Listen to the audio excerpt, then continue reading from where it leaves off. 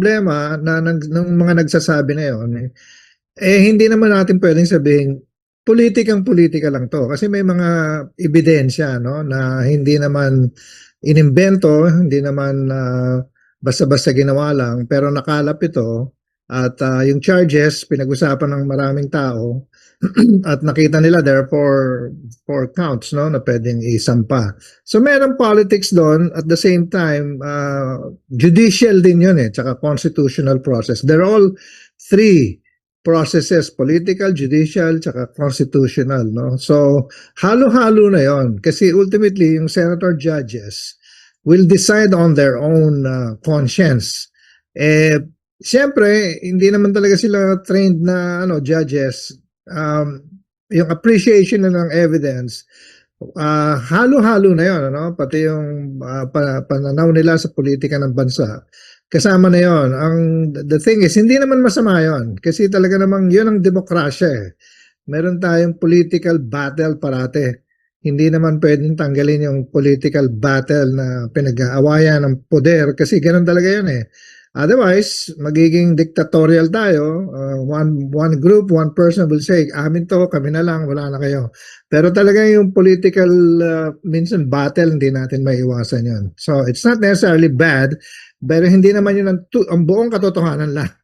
Meron pa rin ebidensya, legalities, tsaka procedure na kailangan maayos, tapos magde-decide yung senator judges. Okay. Marami din, attorney, gustong ipatigil itong impeachment trial. Tingin nyo kaya, attorney, mangyayari yun, attorney Jojo? Palagay ko mahirap, no? Kasi bakit naman natin pipigilin yon? Kasi pakinggan natin yung yung mga ebidensya. Nandiyan na no? May mga allegations. Yung una nilang inuna, yung first count, yung threats, grave threats, may video. Of course, yung defense will do everything they can para sirain, gibain yung ebidensya ng prosecution. That's fine kasi yun naman ang proseso, no? Pero wag nating itigil kasi yun exactly ang gusto mangyari ng kampo ni VP Sara. Wag mangyari ito. Kasi ang tingin ko, natatakot din sila na lumabas yung mga ebidensya, lalo na dun sa mga ibang counts on confidential funds, misuse, mga part ng graft and corruption, unexplained wealth, kasi ang mga ebidensya dun, mga bank accounts, at makikita natin exactly yung sinasabi ng prosecution. Ngayon, kung hindi tayo naniniwala, it's up to us. Pero mahirap pumatol doon sa pigilin natin kasi ang mangyari doon, hindi natin makikita yung katotohanan, no? Kung walang katotohanan, di tama, ayos, di acquitted si VP Sara. Kung meron, talagang dapat managot kung sino yung dapat managot. Okay. Eto, attorney, makumusta natin sa inyong assessment. Unahin natin, attorney, dito sa umupo na presiding officer sa Senate. Gusto nila si Senator Win Gatchalian, pero ang binoto ay si Senator Escudero. Sabi nung iba, unconstitutional daw, labag daw ito sa rule. Ano ang opinion nyo dito, attorney? I don't think it's unconstitutional, no? Yung sinasabi ng magkapatid na Cayetano, there's no merit in that, yung argument nila Kasi ang binabanggit nila, dun sa records ng Constitutional Convention, ito yung sinabi. Ang problema, ang malinaw na pananalita ng Constitution or yung blanco sa Constitution, wala namang sinabi ang Constitution kung sino magpe-preside dun sa mga impeachment cases na hindi ang presidente ang involved. Malinaw ang Constitution, kapag presidente yung ini-impeach, Supreme Court Chief Justice.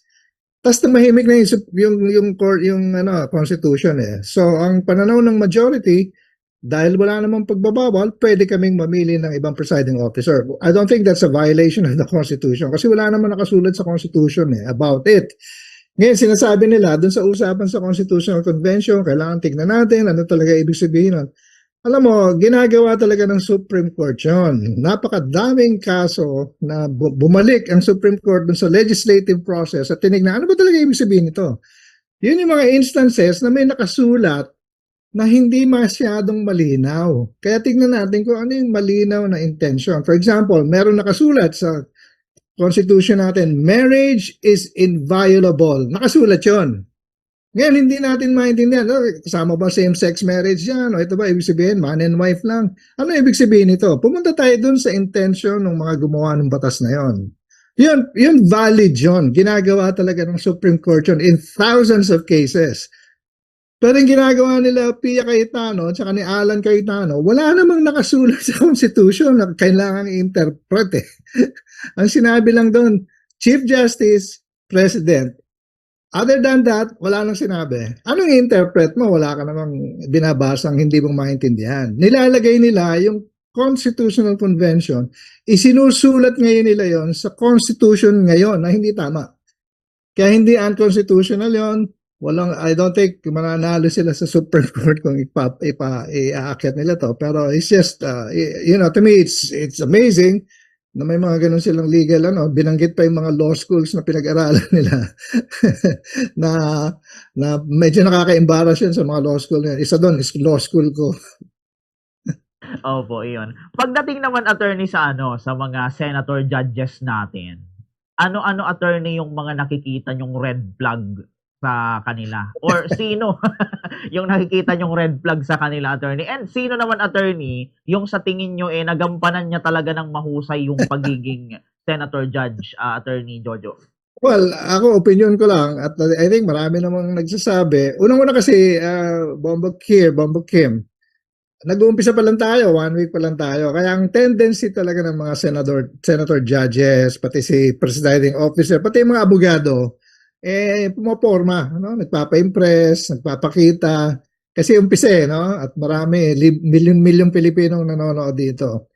Pero okay, tignan natin next week. Medyo tunay-tunay na trial na to at natututo na ng konti kasi yung mga abogado alanganin sa publiko binabash sa social media, baka magkakaroon ng pagbabago ng konti. Pero clearly, alam naman natin, hindi na ako magbabanggit ng pangalan, some judges appear to be working as counsels, para sa sides, at yung mga tanong mahalata mo, hindi tanong na gusto kong malaman o clarification, kundi yung sumaside sa isang side. So alam naman natin yon.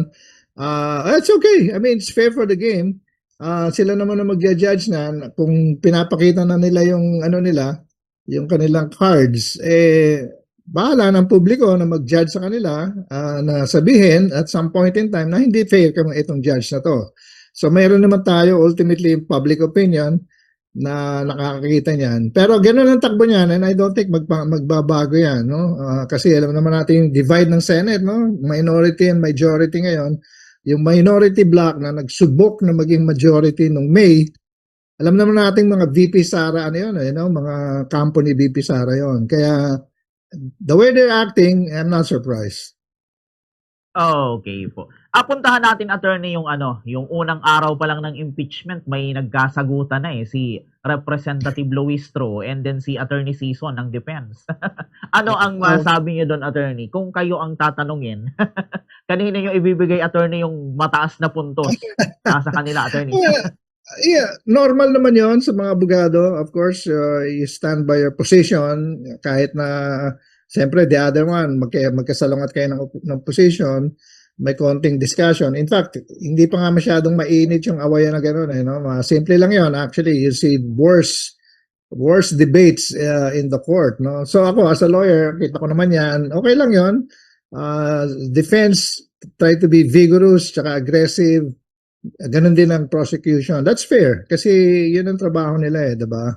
I won't put an odd on who won it.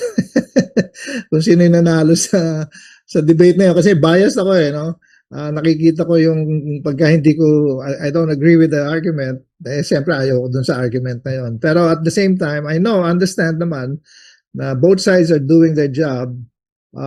Wala pa namang foul. Medyo na ko lang yung napakadaming objection. Akala nung attorney Narvasa na effective yung ganong style. Naiinis yung mga tao doon di ba? Kasi hindi matuloy-tuloy yung usapan kasi object ka ng object. Hindi naman naiintindihan ng tao yung mga grounds for objection, tama ba yung sinasabi mo, tapos kung ano yung sinasabi. Doon lang medyo ako, naging tingin ko, yung defense noon masyadong ang tactic naging disruptive. And yun naman talaga yata ang gusto nilang mangyari, disruption sa prosecution case. it's done. Kaya lang, whether it's effective or not, definitely sa public, it's not working. Kaya sana magbago sila ng style na hindi lang basta bara ng bara, kundi magkaroon ng talagang magandang argumento bawat isa. Okay po. Eto, attorney, siguro mga second to the last question na lang bago ko ilipat kay Bongbong Kim. Yung sinabi attorney ni Attorney Ligutan na yung photocopy considered as original. Okay ba 'yon? Tama ba 'yon, attorney? Yeah, nasa may bago kasi ngayon revised rules on evidence noong 2019 nilabas yun. Nakalagay yun dun eh. Yung duplicate copy, ano ibig sabihin ng duplicate copy? Yung talagang parehong-pareho, pwede nang tanggapin na original yon, no? Hindi mo na kailangan ilabas yung original. Tama yon. Ngayon, mali naman yung interpretasyon ng mga tao na mag-print tayo ng pera. Kasi yung printed copy pala ng pera, pwede nang gastos. Hindi po, it doesn't refer to that. It only refers to evidence. Evidence presented in court. Documentary evidence. Pag pinakita mo yung duplicate copy nun, pwede na pong tanggapin yon ng court. Dati kasi kailangan, original lang pakita mo. Minsan mahirap ipakita yon. Tsaka uso na ngayon yung nare-reproduce mo naman ng tama at parehong-pareho. Kung hindi mo reproduce yung original, unless may question dun sa original, tinatanggap ng court yung duplicate sa court. Hindi ibig sabihin nun, mag-print ka ng pera, pwede mong gastusin. Kasi kung gagawin mo yun, sige, gastusin mo, subukan mo. Kung magagamit mo, tatawag tayo ng pulis, baka hulihin ka pa kasi nagbabayad ka ng fake currency. Pero totoo po yun po ang ibig sabihin nun, sa rules of court. Pag may ebidensyang documentary, kapag duplicate po, unless may question ka dun sa original at kino-question mo yun, pwede pong tanggapin ng court ang duplicate copy ng documentary evidence. Yan ang nasa Rules of Court, Revised Rules of Evidence ng 2019. Oh, okay po 'yun. Eto, attorney, last na lang sigurong tanong bago ko ilipat kay Bongbong Kim. Baka mag-rebut diyan yung ilan, attorney. Bakit daw anya sa sa pag mag-a-apply ka ng trabaho kailangan original? Pero sa korte okay na yung photocopy. Ano ang doon, attorney? Well, sa trabaho kasi private company yun. Depende sa kanila kung gusto nila original or hindi. Pero sa rules of courts, sa korte, sa evidence, tinatanggap po yun. Magkaiba yun. Magpe-present ka, magtatrabaho ka, magpe-present ka lang ng photocopy ng mo. Amo ko, ba't hindi tatanggapin ng, kung ano man yung pe-present mo, ba't hindi tatanggapin ng company yon? Pero it has nothing to do dun sa rules of evidence. Sa rules of evidence, may documentary evidence ka, duplicate copy, tinatanggap ng court yun. Walang problema po yun sa court. Whatever happens sa labas ng court, kanya-kanya na yun, no? Kung anong decision ng mga companies, kung tatanggap ng original o hindi, walang pakialam ang rules of court doon. Tinatanggap ng duplicate copy unless merong question mismo doon sa original. Meaning sinasama na yung original yung fake or something. Hindi tatanggapin ng court yung duplicate copy. Pero kung walang question sa original, tinatanggap yun as evidence sa court. Documentary evidence. Okay, very well said, attorney. So sa puntong ito, attorney, ibibigay ko naman kay Bongbong Kim ang chance para makapagtanong po sa inyo. Bongbong Kim? Ayun po, good morning ulit, attorney. Bongbong Kim Ramos po and welcome po again dito sa ating programa. Siguro matanong ko lang sir sa part ko. More on assessment as abogado and syempre po nung mga performance din nung iba't ibang part natin dito sa impeachment. Naniniwala po ba tayo, attorney, na example kasi may mga ito naging usap-usapan and siguro base na rin dun sa comments ng kanilang colleagues. Una po, syempre kay Senator Judge Risa Hontiveros, naniniwala po ba tayo na naging yung question niya po about na none of them, 'di ba, yung about sa pag-present ng video paano po daw naging impeachable offense itong tinatawag nating mga video.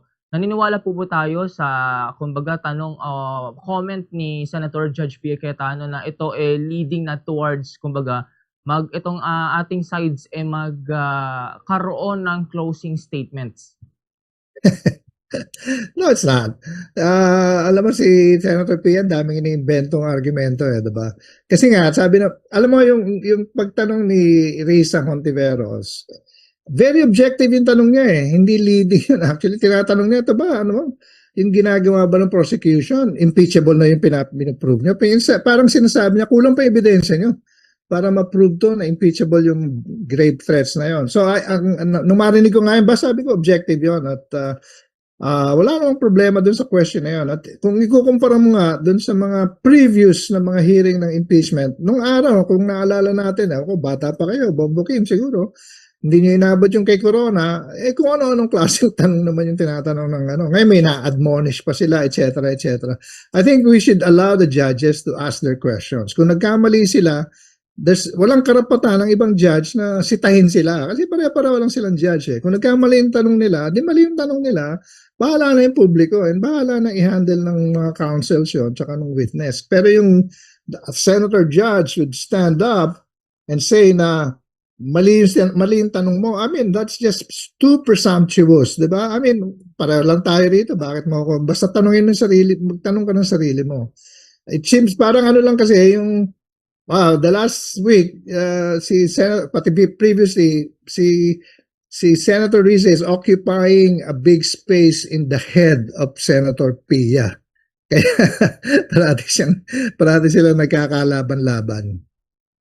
Siguro, attorney, last question. Diyan sa part na po yan, no, about sa assessment ng ating mga questions.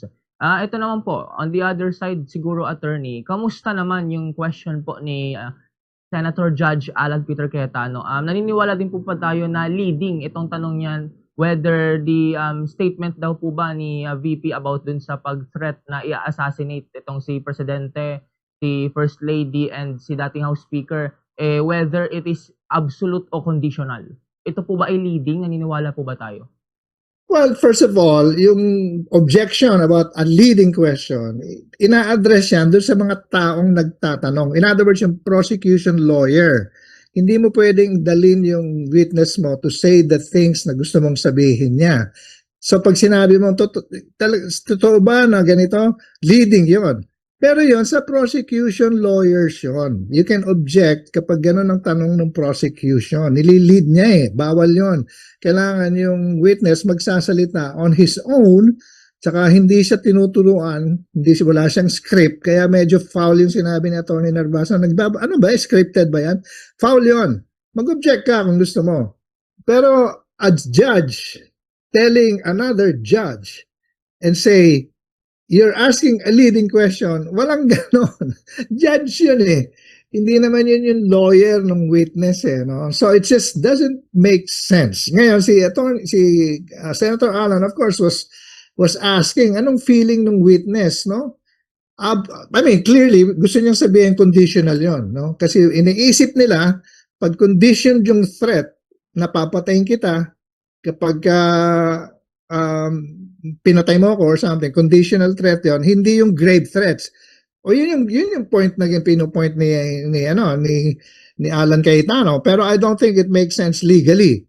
Pag may threat, no? Walang condition. Wala naman sa batas yun eh, 'di ba? So pag nagbigay ka ng grave threats, yun ang i-analyze. Grave threats ba yan o hindi? It's okay, tanungin niya yun kasi yun yung gusto niyang palabasin eh. That's why I'm saying some of them, especially si Alan Cayetano, is trying to be the counsel of VP Sara eh. That's okay. That's fine. I mean, prerogative niya kung anong gusto niyang gawin. Ano? Pero wala din akong nakitang masama naman dun sa tinanong niya, ito ba'y conditional or absolute? Ang masama, okay lang yun. Tinanong niya yun. Ang hindi lang niya nagustuhan, yung sagot yung sagot ng witness, definitely. Dun siya nagkamali. Tinanong niya. Sabi ng witness, hindi, absolute po yan. So when you cross-examine ng witness, pag sumagot yung witness, napalakas pa niya yung case niya, mali yung cross-examine mo. So, yun yung assessment ko dun sa ginawa ni Alan Cayetano. Sabi niya, gusto niyang palabas na conditional to, tapos or absolute. Tinanong niya, conditional ba to? Absolute. Gusto niyang palabasin conditional. Nilabas ng witness, hindi po absolute po yan. Lalong lumakas yung kaso ng witness. No? So, yun lang yung assessment ko. Nothing wrong with the question, but the answer did not, hindi nakaka-satisfy dun sa tanong ni Alan Cayetano. Ito, attorney, other question na siguro, attorney, and thank you for that po. Kamusta naman po itong pag-preside ni Senator Judge Chis Escudero so far? Kamusta po yung mga pag-ruling niya as the chair, and syempre po, masasabi ba natin na kumbaga na-redeem niya na ba yung sarili niya kumpara nung last na nag-convene ang impeachment court nung 19th Congress? Well, ngayon kasi first week pa lang naman ano. I mean, I'm feeling ko kay si Senator Cheese is he's preening, nagpapaandar kasi masyado eh. Papakita siya na magaling siya and everything. That's fine kasi gano'n naman talaga 'yan ano. Yung redeeming what he did last time, there's no redemption to that. Siya nag-postpone nito kaya tayo nandito ngayon kasi hindi ginawa nung araw to, dapat nung araw pa.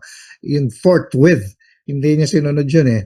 Sa tingin ko, no? 5 buwan ang inano niya. Ngayon, he's trying to be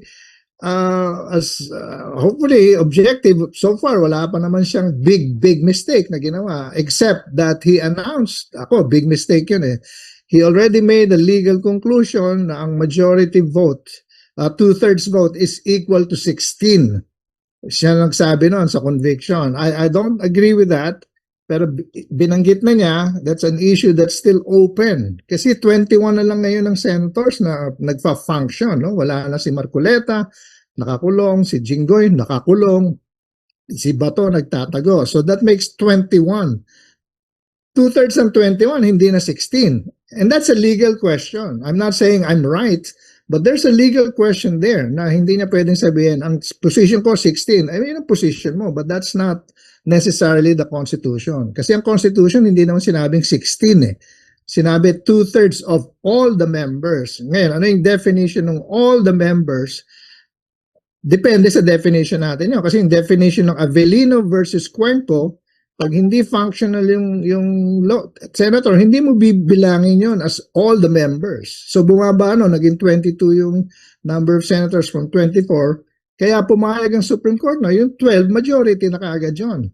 So it's a legal question. I'm not saying mali siya, etc. But hindi niya dapat nagkaroon ng conclusion na ito na ang number na hinahanap for conviction. Kasi ko-questionin yan.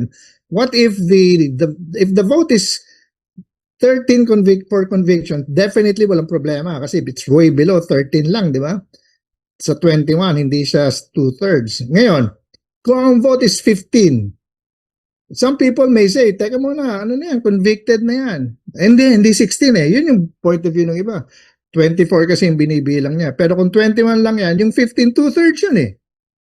2/3 of all the members, that's functioning based on Avellino. So there's a legal question. My only criticism is bakit siya nagbigay kaagad ng legal conclusion na pwede pang pag-awayan at some point in time. So tahimik pa lang sila kasi hindi pa ripe for controversy yon. Pag nagbotohan na at nakita natin yung boto 15, 14 o kaya 16 or pag 16 walang problema, convicted talaga. Pero pag 15 ang bumoto for conviction ba o hindi? Yan ang question. So, aabot tayo dyan sa Supreme Court, tingin ko, kapag ang boto 15. Kasi very controversial yun. Hindi pa yun sigurado. Parang sir, attorney, parang sabi daw mahirap na nga itong bawiin muna. Considering na kumbaga nag-set na siya ng kumbaga ng standard na ay dapat 16 yung maabot natin. Pero siguro, attorney, there is a way ba na mabawi yon? Siguro pagdating po mismo sa proseso na nagbotohan na sila. And naniniwala ba tayo, attorney, na ito ay kumbaga ginawa lang po ni Senator Judge Escudero para kumbaga manahimik yung mga tinatawag nating nasa Cayetano block? No, maybe that's his view. Maybe it's his own personal view. He should not have said it. Hindi yun irreversible kasi personal niya yun eh. And the court will have to make a decision on that. Sila magde-decide niyan kung ano yung tamang batas. Kaya ang feeling ko pag ang boto 15, hindi 13, hindi 16, kung 15, controversy yan kasi hindi mo alam. 2/3 sa kasi yun eh ng 21. Pero hindi siya 16. Kaya by law, pag in-interpret mo yung 2/3 na members na 21, convicted, di ba? Pero kung ang nag-convict lang 12, 13, wala talaga, no? Walang problema. Acquitted yon, no? So, nandun lang yon. And I think it's not irreversible kasi yung ruling naman ng chair na yun. I mean, that rule, lahat yun, dapat yung Senate, the whole Senate will have to make that decision. Hindi naman siya lang yon. Kaya titignan natin kung anong mangyayari. Hindi yun irreversible. He made that ruling. Hindi naman ruling, yung statement lang niya yun, di ba? He made that statement. It's up to him. But I think it's a personal view of his. I don't agree with it, pero a lot of people don't agree with it. So we'll see. Right now, wala pa tayo doon kasi hindi pa nagbobotohan. Lalabas yan pag nagbotohan na. Siguro, sir, idagdag ko na lang po, singin ko na lang with regards to that matter. Yung comments natin with regard dun sa naging statement din po ni dating Chief Justice and kilala po natin na constitutional framer din po si dating Chief Justice Hilario Davide Jr. na insisting that 16 siya. Pero, kumbaga parang inconsistent na with the current number of our senators nowadays, 7 is enough to acquit. Kinakatigan pa rin po ba natin yun? Yung statement coming from the, siguro, yun na yung intention coming from one of our constitutional framers. Well, yeah, I mean, I give him the benefit of his opinion. I don't agree with it. Ultimately, the decider will be the Supreme Court pag nagkaroon ng controversy. Kaya lang, hindi pa nga natin alam kung magkaka-controversy, di ba? Kasi kung ang boto nga, sabi ko siya, is 16, no question. Pero kung ang boto 13, no question din, di ba? Kasi way below naman talaga yun, kahit 21 lang yung senators. Ang question talaga pag nag-15. I don't agree with him. Meron naman basis sa Avellino versus Cuenco na pwedeng palitan ng Supreme Court yan kasi yun naman daw nung pang-araw yun 1949 pang case yun, lumang constitution pa yun, pero pareho naman yung language no? All the members, ano ibig sabihin nun? Ang sabi ng Supreme Court doon lang sa mga members na makaka-function as member. Kaya yung isang may sakit saka isang nasa Amerika, binawas nila dun sa 24, ginawang 22. Ang question kasi doon, yung 12 ba na nag-elect doon sa Senate President, enough? Majority na ba yun? Sabi ng Supreme Court, yes. Kasi 22 lang yung number natin Kung 24 yung number natin, hindi. Kasi kailangan 13. Yun yung Avellino versus Cuenco.